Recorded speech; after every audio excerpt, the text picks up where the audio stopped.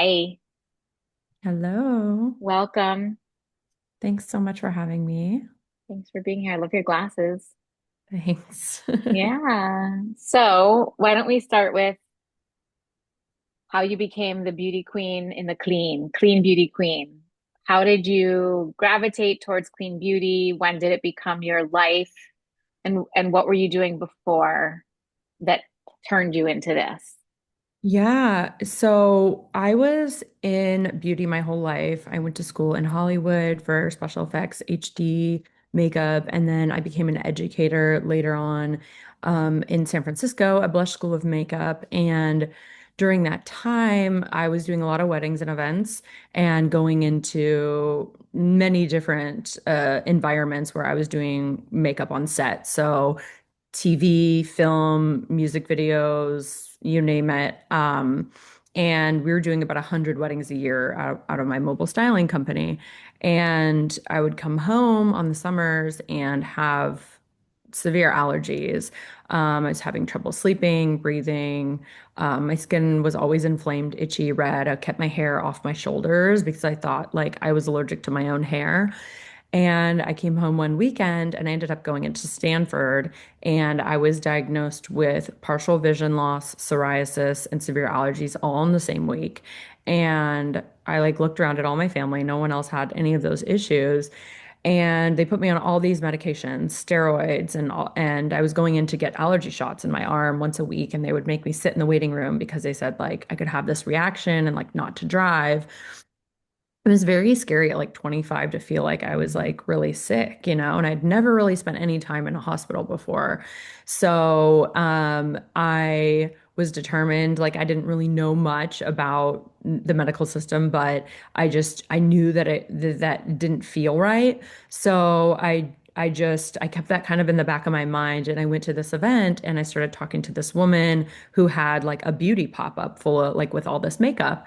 And so I was like touching, swatching, the different products. And she came over and she's like, "Oh, this is all clean." And I was like, "What do you mean?" She's like, "Oh, well, it's clean beauty. There's no toxic fragrances." And I was like, "What do you mean? Like, I buy things based on fragrance. And I've been in the beauty industry 15 years. Like, what are you talking about?" And she's like, "Oh, well, like I have, I have cancer. I have breast cancer, and I have to use products that, work better with my chemo. Like, my doctor told me not to use these certain products with phthalates, and I had never heard of that term. This was in 2017, and I was like, what? So I went home and started researching, and I came across fragrance, which was something that she really touched on at that event. And I started researching, and I just started opening my beauty drawers in my vanity, looking through every single product. And I was working on a campaign with Maybelline at the time as a beauty influencer. And the mascara had fragrance in it. And I was like, my eyes have been watering like every day. So I stopped using the mascara. I didn't use it that next morning. And I was like, my eyes aren't watering. And I was like, hmm. So then that weekend, I took everything that had fragrance in not just my makeup, but in my home, my candles, my shampoo, my deodorant, my body wash, it was in everything. And I didn't even realize like it was in my laundry detergent. It was in my Glade air fresheners. It was in my floor cleaner. It was in my soap I was using on my dishes. So I was ingesting it. It was in everything. And within 72 hours, I was breathing better. I could hear better. I could see better. My skin inflammation went down. My best friend came over and said, "Are you on a diet?" Because the redness and inflammation went away. Um, and it was life changing. My itchiness on my head that had been so bad that I was diagnosed with psoriasis stopped and I'd never had to take steroid cream again. They told me it was a lifelong condition. And so within months of getting this diagnosis, I was literally like transformed back to like myself again. And I didn't even remember what that was like. So it was very sorry, I'm working from home. That's okay. I can't even My see it dog is because downstairs. I Oh, can't even, stop. yeah, it's okay. I Um, don't even hear it. It's all good.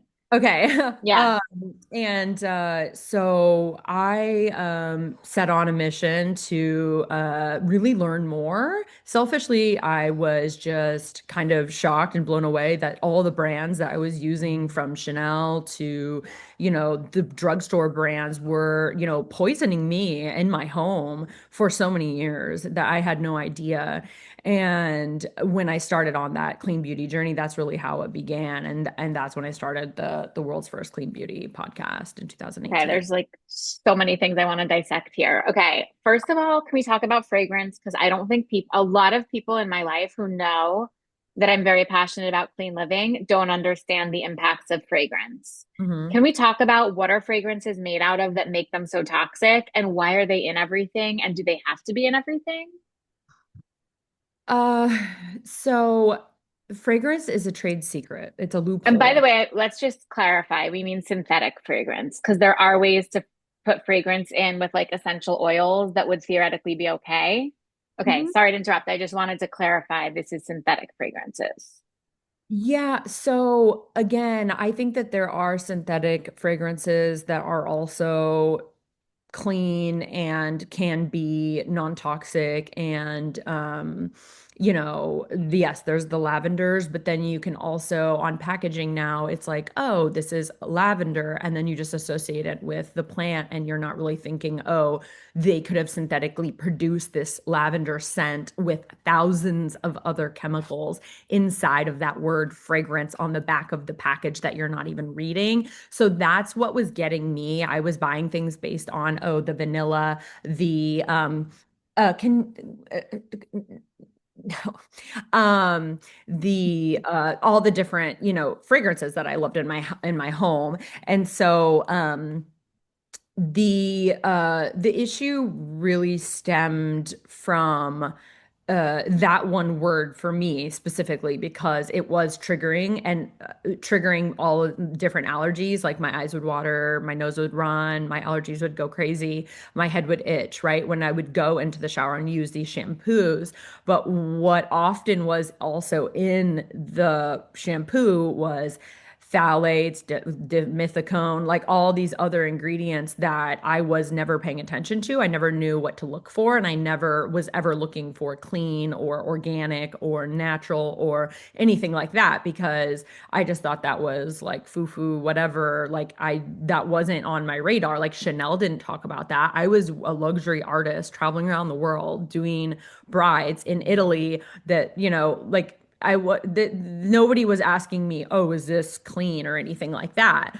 And so what I discovered was that the fragrance was a trade secret. And so just recently there was a cosmetic act that was enacted in California that it's that makes brands disclose what is in fragrance, because what's been happening is it started with the big names in the industry not wanting to share their trade secret ingredients of how they created this iconic scent that they have.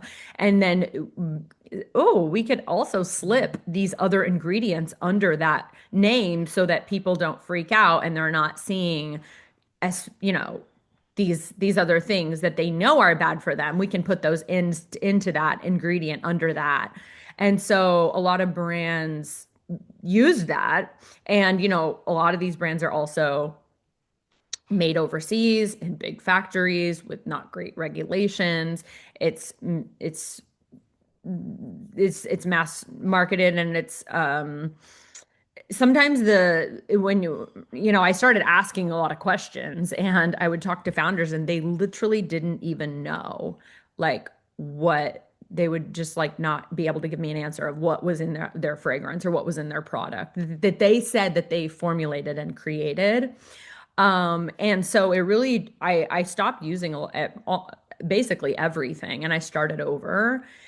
Uh, and I've just learned so much since 2018, when I started the show, with hundreds of interviews and all the leaders in the clean space on my show. And what I found was that almost every single founder that I interviewed that had a clean brand and product line it stemmed from an autoimmune disease or a cancer, just like mine did. And so Hmm. that's what created this community and this this movement of clean that we're not going back because so many people have been affected, from like babies in the ICU to the elderly and people that have had, their breasts removed. And it's it's insane to think that Hmm. it really affects all of us, right? So it's in it can be in the air, it can be in the water, it can be in all these different places that we trust, that we from these companies that we're like putting our baby in the bath, we're showering, our skin is our largest organ, and so when we're slathering it all over our bodies and we're inhaling it and we're ingesting it in our lipstick, it becomes a really big problem. And so, yes, fragrance was that starting point for me, but there are so many ingredients, as we all know now, that we want to stay away from. But the problem is a lot of these companies are realizing, and just like there's Greek words for everything, they're finding that they can create new terms for the same ingredient so that they trick you. Just like with sugar, right? It's like sucralose and this and that. And there's like Yeah. a million different words for it now because they're trying to make you think, oh, there's no added sugar. There's no this. Just like with the food industry. It's horrible. And are they doing that because there's been more regulation, so that way they can squeeze these things in and still be considered under regulation? It's because the consumers are looking and demanding cleaner products and ingredients. And so they are tricking the consumer. When it comes to regulations, they need to follow those regulations. And so it's harder for them to do that. But beauty is still unregulated. I mean, Mostly. food is regulated, but that's a whole other issue. And we see how many problems happen with food all the time with outbreaks and recalls Yeah. and things. But imagine that with beauty. It is the wild, wild west. So yeah, it's scary. So that's why knowing where to shop, knowing which brands to trust. We I realize there's just so much out there. Like I love that Credo was founded here in the Bay Area. I'm not affiliated or associated with them, but they truly have like the highest standards when it comes to clean. A lot of people ask me like where to start, and I think Credo is a great place to look, even just online, just to understand, okay, these are brands that I might want to think about. Um, but luckily there are a lot of up and coming for everyone in the Midwest or wherever, like Credo's in San Francisco. So if you're not in San Francisco, it doesn't mean you can't get clean. But like there's Target and all these stores coming out with clean sections. And sadly, a lot of them still have fragrance and That's what I was going to ask. Like, Mhm. how do we know what we can trust? Where do we figure that out? Well, we built an entire platform for this specific need. And we partner with other brand partners that are also trying to help consumers decide. So we have a magazine and a podcast and a blog and a Substack, and we try to share all these brands and expose them through national events. We have one coming up in August at Newtopia Now, which is another great place. But if you're just like, oh, I'm a consumer, where do I go? What do I look for? We always say EWG, Environmental Working Group, is a great seal. Um, there are a lot of brands where people are like, "Oh, I know the Leaping Bunny, and so that should be good." And it's like, well, that just means because it's against the law now that like Right. it's free. So that Right. doesn't mean anything else. It's But like cute. even within like Yeah. within the EWG, so I'm for people who don't know, it's an app. You can scan something if you're in the store and it gets a score. And then it'll give you like a green if it's pretty good, a red if it's pretty bad, orange, yellow in between, and it'll tell you what is the bad thing. Is it cancer causing? Is it hormone disrupting? Is it fragrance, right? Like it'll tell you, you can decide how bad for me is this. Then there's times you put stuff, you go to scan something and they're like, we don't have the data. would you like to enter it manually? And so then I get worried, like who's entering this stuff to know if it's really clean and green? Yeah, so because there are thousands of new brands and products on the market every day, nobody can keep up. Sure. And there is another app called the Yuka app. I think it's YUC or CCA. And that is another like trusted one. Back in the day, there was an app called Think Dirty, and I did this. Yes.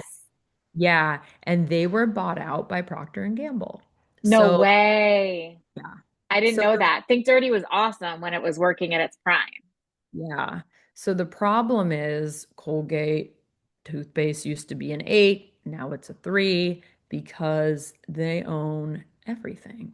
And Wow. they don't want those, they didn't I mean, it was in their best interest to buy them out. And that's the issue with these huge billion-dollar companies. Like, you can't even fathom that much money. Like, I know the founders were so like anti whatever, but once you get a $1 billion offer in your inbox, like things change. So that's why even with EWG or any of these other apps, like you really need to you need to like go to trusted sources that, or find information from someone like me that can't be bought essentially and be like, okay, this is still being our core values are woman owned, USA made, like locally sourced, organic, and sustainably sourced. So, ethically produced and, they're paying fair wage and all of that good stuff. Like fair trade is one of our partners.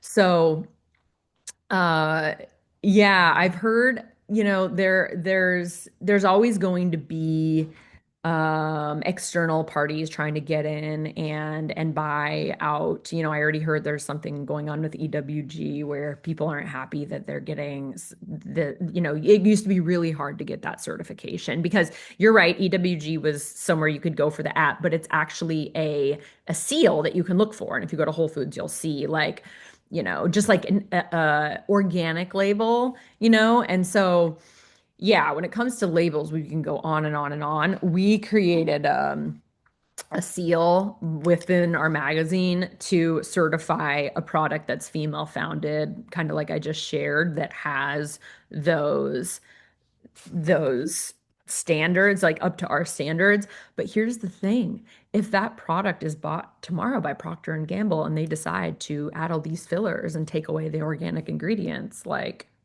again, we only have a 20-person team. Like we don't know everything that's happening behind the scenes. Like the goal from many brands is to be bought and put on store shelves and become global. So how do you do that sustainably? So it is tough. And I guess that's why I really love working in the emerging indie beauty space because so many of these up and coming brands are small batch, they're made to order. It's just like going to a farmer's market. Like they don't have a big brand. These farmers are not on Instagram. They're not making billions of dollars. They're literally our farmer down the street and like but it's organic veggies and they're like tending to their garden every day. How do you do that on a mass scale? It's impossible. It just doesn't happen. Which is, why we should support local farmers at our farmers market. So, that's kind of where you kind of that's the cleanest place to be, right? Like is shopping local, going into local boutiques, like finding out, oh, who are made this artisanal product, like hand poured coconut soy wax candles that somebody made last week, that are really clean with a sustainable cotton, organic cotton wick and all that kind of stuff. Like you don't really think about that, but then you can walk into Anthropology and like the candle costs $70, but it's filled with all kinds of toxins, that you should not be breathing. Like you should not be paying to breathe that in. So it's an interesting, rabbit hole to go down, and I've been down deep for almost 10 years. Years. Yeah. And yeah, there is no answer, which is why it's a constant, it feels like I'm just starting every single day. I know. I mean, I think about, 2017 is when you started, 2018. And I'm like, oh, that was just yesterday. But it wasn't. It was like 8 years ago now. And so much has changed, and yet so much hasn't. It's Mm. crazy. Let me back to your story. So 2018, you launched your podcast. It was like the first number one clean living podcast out there. Yeah, it was called, What it was like, we, called Clean Beauty, and you yeah, we ultimately Googled the changed it. term. Yeah, Yes. my husband was like, you should look and see, like, you listen to different podcasts, like, you've always wanted to start something for yourself, like, look it up, like, let's see what other ones are out there. And we were shocked that there was nothing, but I was Mhm. like, this makes sense. And so I mean, simply called it Clean Beauty because it made so much sense. And because I had already had a following online, I took those videos of all of the products that I had put under a cardboard box in my vanity and I threw them in the trash, and that video went viral, and that like helped fuel the show. A lot of people would ask me, a lot of my makeup, other artists, women who followed me for, beauty tips and things, they were like, "Well, what are you going to use for this? What are you going to replace for your foundation? What are you going to use for your deodorant?" And I was like, "Well, let's find out." So I started reaching out to companies and saying like, "Hey, I just was diagnosed with this thing.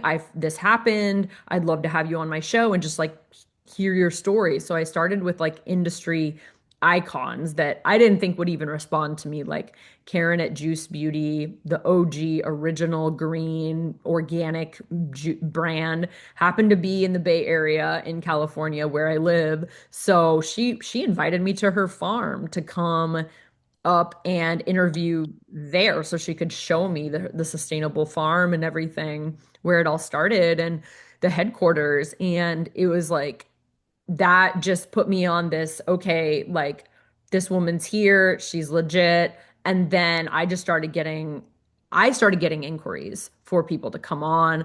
And like before I knew it, Carrie Gran, Indy Lee with a brain tumor, um, all these icons in their inner sense organic beauty, all these big name brands that were truly clean and had all the certifications and work with cancer organizations and do like the work and do ocean conservation, beach cleanup, and give back 1% to the planet and do all the things.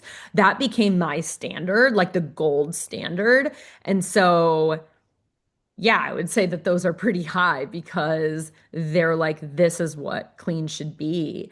And so that like started my journey, and I was able to understand the difference and able to see through it so much clearer once I had tried a really, and not just clean, it's like high performing. Because remember, I was a professional makeup artist. Like I wanted products and needed products for my clients that were high performing. And so I would get boxes, just like, every influencer, full of stuff to try. And sometimes I'd take one swatch and it'd be, worn off in a half hour. And I was like, that's not going to work for me. And sometimes, I'd be like, wow, okay, I think these things are working. I'm not reacting. They're really nice. They feel good. The packaging is nice. So I was doing a lot of evaluation behind the scenes. And so the interviews that I did do, the 150 or whatever hours that you do see, that's not including the thousands of products I was sent from all these brands and all these companies. A lot of the masking, like, Maybelline and all these brands that were working with me when I stopped, they had other sub brands that you don't even know that they own, that I Yeah, would get boxes and I'm like, what is this? And like, it just took so much research to find out, like, oh, this is like a sub brand of Unilever. It was right. crazy. And so, yeah, it was industry. It still is disruptive, and we rebranded to Clean Living this past year. There started to be a bad connotation associated with clean beauty, and I think that was partly the industry, but partly like other people that again were paid by these big companies to say, "Oh, clean beauty is fear mongering," and it's not backed by science. And it's like, well, neither is you know, but I mean, it's very clear the term clean beauty is like, well, well, if it's not clean, then it's dirty, right? And so, and people don't like that. Companies don't like that. And so everyone started to jump on the clean train. And now you go to the store, everything says the word clean on it. So I really started to want to just get away from the whole clean beauty in a way, like, like clean living is a whole different. I used to, oh, and my tagline was always clean beauty is a lifestyle. And now it's like clean living. It's a lifestyle, it really is because it's not, and it never was just about the makeup I was wearing. It was about everything. It was about what I was drinking out of. It was about getting rid of my plastic water bottles. It was all these other things. Once I was exposed and my mind was open, it was like I couldn't shut that box. It was Mhm. like, okay, every single decision matters. Every purchase matters. Like we vote with our dollars. And so if we can support, like I said, local, women, we're going to go much farther with this because women are the ones who truly care. And if you follow the money with all these really, really big organizations, corporations, they're owned by men that are fueled by money. Like that's all they care about. Mhm. And so that's the difference. And so brands that like Sense, for instance, like I I could put money on it that like they're not going to sell out to one of these big corporations. I'm sure they get offers every day to do so Mhm. because you know what I mean, but they're truly like ethically like dedicated to what they've built. And they're privately owned and not a publicly traded company. And they're making their money another way, you know what I mean? So it's very interesting to be part of this industry. And we created the publication and the certification and even the podcast, like in the name of finding the true clean pioneers and industry leaders and innovators in the space. And yeah. So, I mean, a lot of people send me like, oh, is this clean? Like pictures or where do I go? And so we had a marketplace before and we have pop-up marketplaces, but we're building that out and it should be out close to late August. Like, so you can go and shop like all my favorites, all the products that I recommend. I don't charge brands. Like a lot of marketplaces charge to be listed on these different platforms and Yeah. things. And I mean, even with our magazine and the podcast, like that's not our business model. Mhm. That's not my business. I'm a consultant, so I work with Mhm. brands to help them. And so it's completely different than a lot of these companies that are being paid to do things, right? So Yeah. Two things that I'm thinking. One is when you were talking about Chanel earlier, I feel like we always hear, oh, in Europe, this is a list of 100 things that are banned, but they're not banned in the United States. And I feel like that makes us think if it's European, it's already cleaner. Is yeah. that true? Or and so does that mean that like a Lancome that is like French is producing one whole batch that's good for France, Europe, whatever, then a different batch where they can like squeeze a few more chemicals in and rebrand and send it, I mean, and resell it into the United States? Yes. It's funny. I live in Palo Alto and we were at the like a play thing with my daughter yesterday. And this family had all Italian chips for their kid. They're like the Lay's potato chips. They had like the Pringles, like everything was in the you're like it was not in English. It was in this other it was like I think they had some Italian stuff and like French or whatever. And I just noticed that this lady, like her whole backpack was filled with everything that was, because you're correct. Yes. So what they do is, like for instance, Skittles, like red dye number 5. It's banned in other countries because it is linked to all kinds of issues with children. And here, I mean, and who eats Skittles? Children primarily. Like we do too, but it's like it's linked to all these issues. And so in the US, red dye number 5 is allowed. So they put it in there. And so, yes, they do this with beauty too. And it makes you think, well, why would they do that? Well, they're cutting down. It costs them less. It makes the colors brighter. It makes it taste better and it's more addicting. So, just like in beauty, if it's a filler ingredient and they're allowed to use it, they're going to use it. And if they're not allowed, the one thing that is I can give hope, because it's sad because like we Yeah. can't just buy everything from Europe. But one thing that is positive is that feel really lucky to live in California because in California, when we put this fragrance act into effect, big manufacturers that make let's say a skin cream for a brand in California, they can't do that because if you think about Amazon, you don't know if someone from California is going to order it or New York. So Mm. it creates a nationwide uh Like an up California level. is the largest economy. Like we Right. are. Right. So It forces the company to up level their ingredients in case somebody in California buys. exactly. Or That's they, really, yeah, that's or super interesting to think about. hmm So it's really cool because we've enacted many laws. And I mean, Beauty Counter we were like in DC, like I was with Beauty Counter when they first started. Now it's just Yeah, called with I bread. know. And that was the first brand that I started using. I bought the whole Same.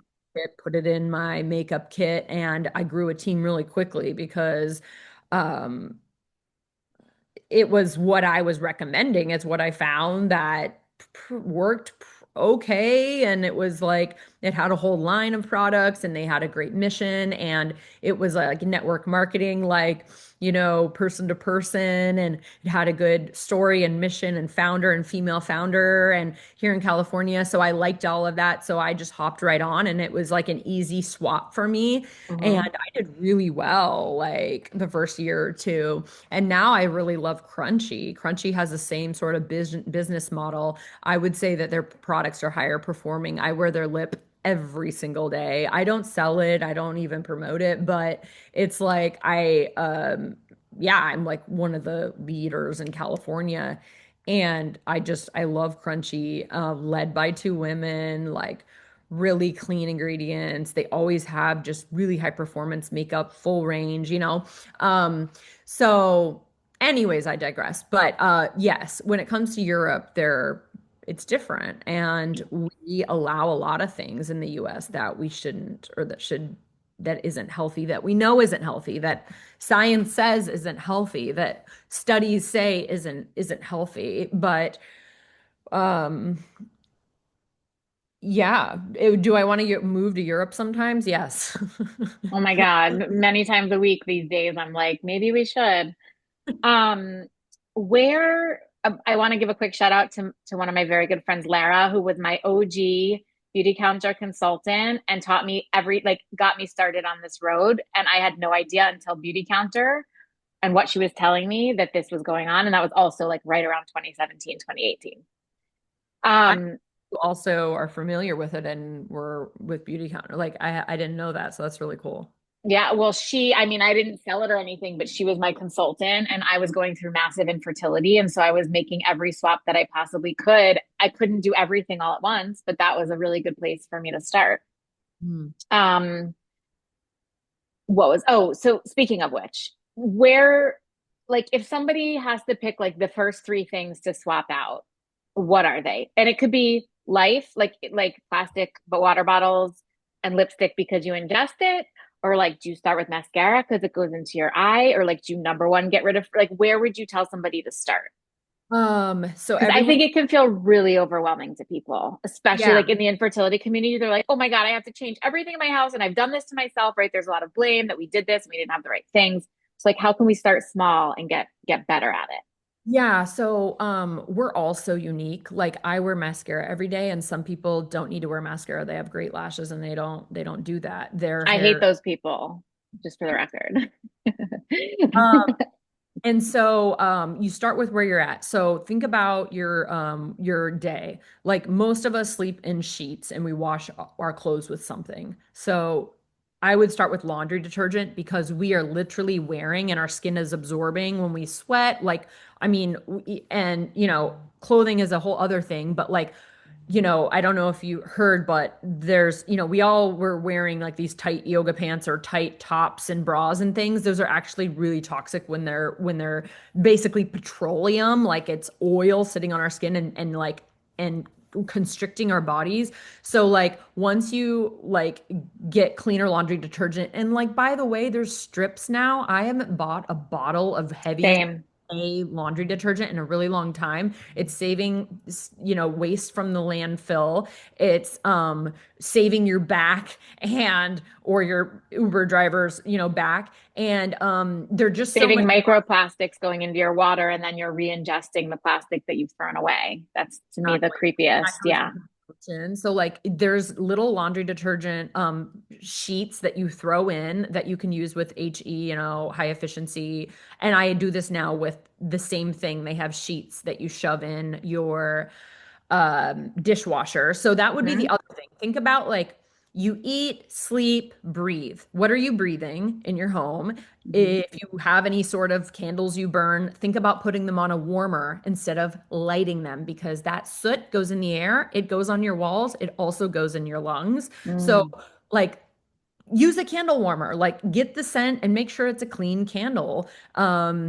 I love Maison Palo Santo, like plug. I love essential oil. Like I have her Namaste spray. I use it every day. I also am, I'll work outside sometimes. So think about what you're breathing in, think about what you're putting on your body, and then what you're washing yourself. Like our feet, our head absorbs so much. So if you think about your shampoo, conditioner, those are easy swaps. And I'll say, since the days of Beauty Counter where there were $39 shampoos, you can find clean things for like $10, $15. Yes. The price is no longer, that was like what my family's biggest complaint is the price point. And Yeah. now you can really find clean things for affordable, just the same next to the regular brands.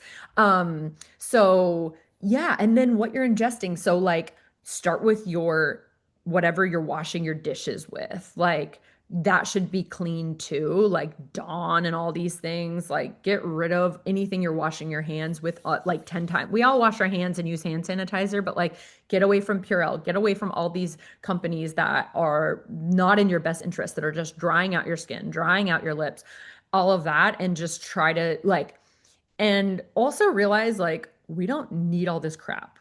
Like, I love products, but like simplifying it down to like what really brings you joy and find something that really truly like, you know, makes you happy and like not feeling like you need to overwhelm yourself with replacing every single thing. Like if that makes you happy, great, but like you don't need a million products. We don't need a million skincare products. But yeah, when your product runs out, to do it sustainably, when your night cream runs out, start looking like, oh, what is Cassandra using? Or like, what is she recommending? Or what is EWG?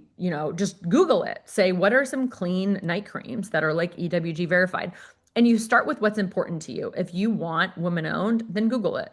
Put it in ChatGPT. If you want organic, put it in ChatGPT. If you want fragrance free, put it in there and see what it says. Like there's going to be all these options for you. There's so many now. So I think that there's something for everyone, but start with where you're at to not get overwhelmed because that is like the worst place to be. So I think it's possible. And look, 8 years, I'm still getting introduced to things that I wish I could use, and I'm trying to find cleaner alternatives all the time. And sometimes I started with the deodorant and it doesn't work for me anymore, and I'm looking for something new. So like the journey never ends. It's like cleaning your house. Like it never Yeah. ends. Like there's always going to be Mhm. a drawer, you know what I mean? So Amazing. So if anybody's looking, we'll send them to your website. We'll of course link out to them. Is there any, I like to close with like any either advice you were given or a cliche that somebody in your family used to say that you think about, or one that you like to give, just like one great piece of cliche advice saying. Hmm. Um, we a rising tide lifts all boats is a good one. So, can I tell you what's so crazy? That somebody gave me that one yesterday, and I've done 100 and something episodes, and nobody had ever said it.